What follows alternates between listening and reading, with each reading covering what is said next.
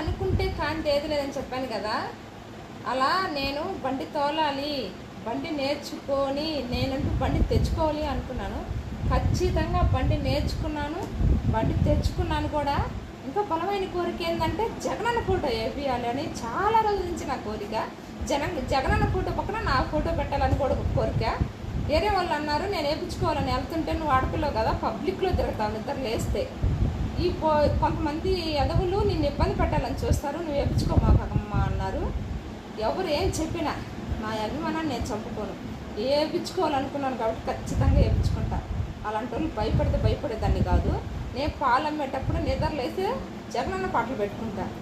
ఆ పక్క వేరే వాళ్ళు అన్నారు, ఈ పక్క అంతా టీడీపీ పార్టీ ఏమో నువ్వు పాలు అమ్మలేవంటే నేను జగనన్న జెండా బాదుకొని పాలు అమ్మిపోతానని చెప్పాను. అంత గట్టి ధైర్యం అని ఇదే, అంత గట్టి ఫ్యాన్స్ నువ్వు జగనన్న కంటే అవునని చెప్పా. అంత ధైర్యం ఉన్నప్పుడు నేను